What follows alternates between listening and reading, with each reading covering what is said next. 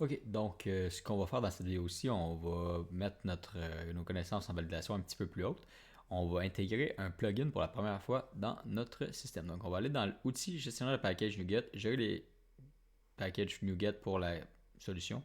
On va aller cliquer sur parcourir dans le coin supérieur gauche et on va chercher TinyMCE comme ça. Hop. Et regardez, qu'est-ce que j'ai fait, je sais pas trop. Package intouable, merci. Non, j'ai changé d'affaire, c'est pour ça, excusez-moi. TinyMCE. On cherche 1,66 millions. J'imagine que c'est celui-là. On installe. Et ça va prendre quelques minutes, c'est quand même assez lourd. C'est un gros plugin. Je peux aller vous montrer à quoi ça ressemble en même temps. Tiny MCE. Hop.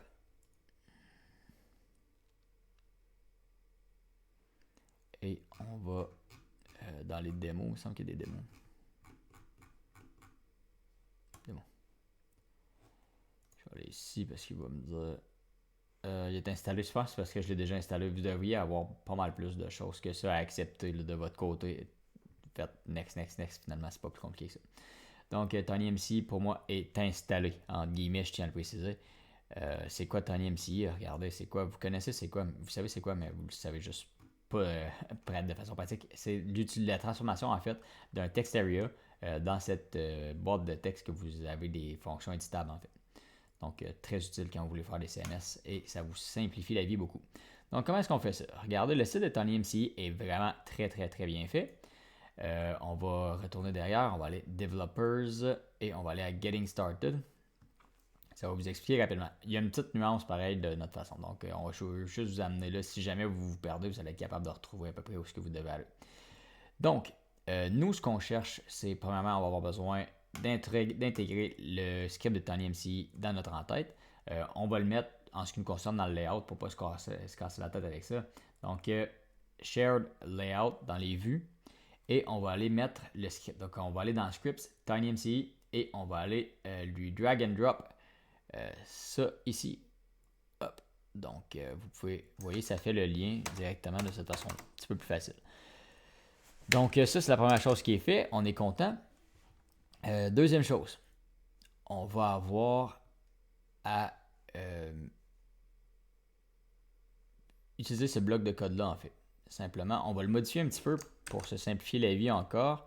Et ce que ça fait, en fait, c'est que ça va aller chercher exactement ce qu'on veut. À la place de lui mettre un ID, on va lui mettre simplement le truc text area au complet. Tous les text area des pages seront transformés en TinyMCE. Donc, on va avoir des problèmes, par contre, qui vont venir avec ça. Je vais sauvegarder ça. Je vais faire play pour le fun.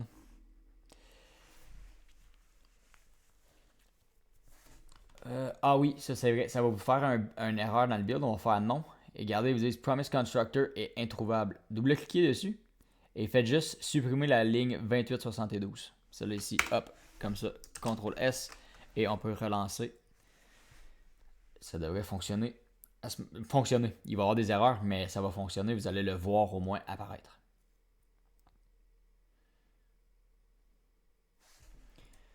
Slash joueur. J'ai mis le JavaScript en tête, juste pour vous dire, c'est pas pour rien. TinyMCE est nécessaire d'attendre. Donc, vous voyez, on l'a déjà changé. On va avoir deux problèmes. Premièrement, aussitôt qu'on va entrer du truc là-dedans, il va nous dire Hey, ça, tu peux pas faire ça, parce qu'en fait, on lui demande du HTML. Donc, on va devoir valider notre formulaire pour lui donner un tag allow HTML. Et on va avoir une deuxième erreur qui va venir, en fait, que je vais vous montrer tout de suite après. Je peux essayer de le faire tout de suite. Et hop, comme ça, create. Et là, il nous dit ça change pas ça. 2. Actif. Hop. Là, il nous dit Hey, wow, potentially dangerous request form value detected on description. Et il nous donne exactement qu'est-ce qu'il pense qui est un problème. Donc, il nous dit ben en fait, tu as rentré du HTML dans ton formulaire, tu n'as pas d'affaire à faire ça. Moi, j'ai pas l'autorisation de te laisser faire ça. Donc, ce qu'on va aller faire, on va retourner dans notre modèle, dans joueur, et on va aller ici, avant ou après le multiline text, c'est pas vraiment important, et on va lui mettre allow HTML. Je crois que c'est comme ça qui marche. Et non, c'est allow HTML comme ça. Là, on devrait avoir System Web NVC, exactement ce que je cherchais. Donc, ça, c'est la première erreur que ça va nous corriger. On va la tester pour le fun.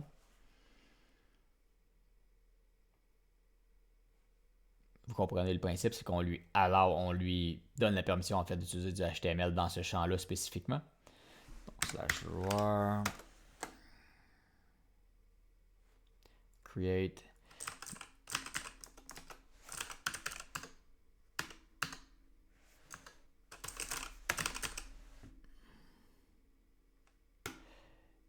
et voilà, ça marche. Problème, hey, on vient pour l'afficher puis ça nous met les tags à l'intérieur. C'est un petit peu plate d'avoir les tags dans le texte parce que là, on l'utilise juste dans une liste, mais on pourrait utiliser ça vraiment et changer complètement l'HTML, le CSS pour que ce soit des billets de blog, par exemple. Dans nos billets de blog, on veut pas que nos paragraphes soient séparés par des tags P, on veut qu'ils soient faits par des espaces, on veut que les textes soient gras. Donc, on va aller changer ça de cette façon-là. On va fermer ça, on n'aura pas le choix. Donc, on bloque le serveur, on ferme le serveur. Et après ça, on va aller dans la page où ça affiche mal. Ça affiche avec les tags. Donc, on va aller ici, index.cshtml, et on va regarder ce qui se passe là. OK, on a HTML display name for. Ça, c'est en fait, c'est les en-têtes. Je ne sais pas si je les ai encore, non.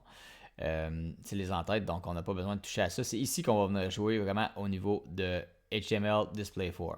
Donc, on va changer la méthode display for. Il existe une autre méthode qui s'appelle raw, en fait, simplement. Donc, je vous invite à copier-coller item.description, ça va vous simplifier la vie. Et si vous utilisez la méthode raw, vous allez pouvoir faire un rappel, pas besoin d'avoir le point virgule, c'est vrai, syntaxe. Et on va simplement mettre item.description comme ça. Et à ce moment-ci, si on relance ça, on va avoir la possibilité TikTok, d'entrer notre HTML dedans. Donc, si j'en fais un autre pour votre plaisir, un peu mieux. .com, level 3, actif, et on lui dit ceci est ma super description. Merci d'être sur ma page. Ok, ici, hop. Donc, super. Et voilà. Bref. Je suis montré et voilà. Donc, vous avez vraiment les espaces.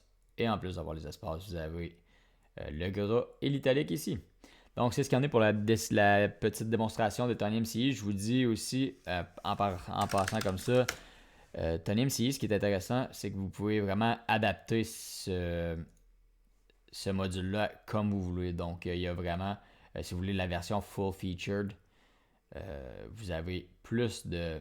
C'est comme là, vous avez la font que vous pouvez utiliser, la taille, vous pouvez changer énormément de trucs. Donc, comment est-ce qu'on fait ça? Vous pouvez aller voir les exemples exactement, comment ils font. Donc, c'est assez simple. En fait, text area, il donne full featured. C'est le script qui m'intéresse. Il ne l'a pas ici, ça va être le JavaScript. C'est le tinymc.init ici qui vous intéresse.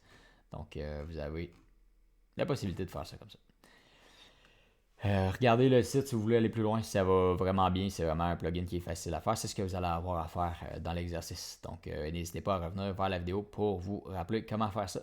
Donc à la prochaine vidéo.